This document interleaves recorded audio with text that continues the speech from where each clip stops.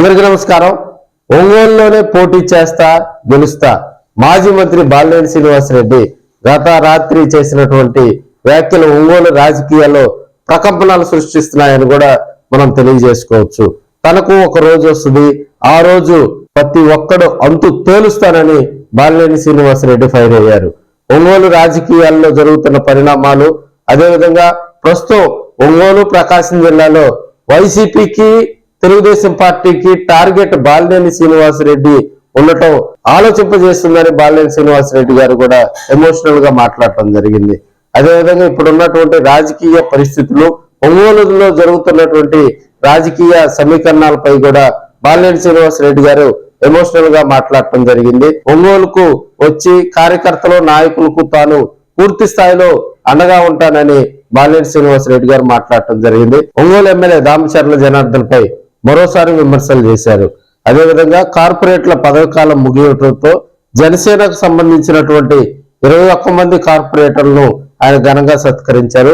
కార్పొరేటర్లతో కూడా మరి ఒంగోలులోని కేబీ హోటల్ నందు ఇంటరాక్ట్ అయ్యే కార్యక్రమం చేపట్టారు.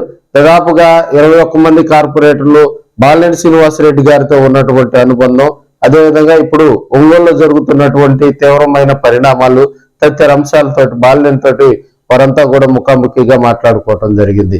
ప్రధానంగా బాలినేని శ్రీనివాసరెడ్డి గారు తనను ఒంగోలులో వైసీపీ తెలుగుదేశం పార్టీ రెండు కూడా బాలినేని టార్గెట్ చేసినాయని ఆయన స్వయంగా ఆరోపించడం కోసమేర పని కూడా మనం తెలియజేసుకోవచ్చు. అదేవిధంగా తన దగ్గర లబ్ధి పొంది ప్రస్తుతం తనపై విమర్శలు చేస్తున్న వారికి తనకు ఒక అవకాశం వస్తుందని, ఆ రోజు తానేందో చూపిస్తానని బాలినేని శ్రీనివాసరెడ్డి మరి ఎమోషనల్ గా కూడా మాట్లాడటం జరిగింది. వైసీపీ నుంచి జనసేన పార్టీకి రావడానికి అనేక కారణాలు ఉన్నాయని, వాటి గురించి ప్రత్యేకంగా చెప్పాల్సిన అవసరం లేదని బాలినేని శ్రీనివాసరెడ్డి గారు క్లారిటీ ఇవ్వటం జరిగింది. కార్పొరేటర్లు మొత్తానికి ఆయన శుభాకాంక్షలు తెలియజేశారు.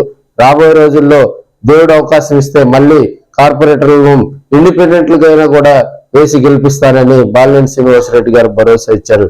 ఈ సందర్భంగా ఒకరిద్దరు నాయకులు బాలినేని శ్రీనివాసరెడ్డి గారితో ఉన్నటువంటి అనుబంధాన్ని ప్రత్యేకంగా గుర్తు చేసుకున్నటువంటి సందర్భాలు మనం చూస్తా ఉన్నాం. అదేవిధంగా ఒంగోలులో ఎక్కడైనా కూడా భూ కబ్జా కనుక జరిగితే తాను స్వయంగా వచ్చి ఆ బాధితుల పక్షాన ఆ భూమి దగ్గర కూర్చొని వారికి అండగా ఉంటానని బాలినేని శ్రీనివాసరెడ్డి గారు కూడా ఎమోషనల్ గా మాట్లాడారు. అనేక సమస్యలపై అనేక విషయాలను కూడా బాలినేని శ్రీనివాసరెడ్డి గారు మాట్లాడటం జరిగింది.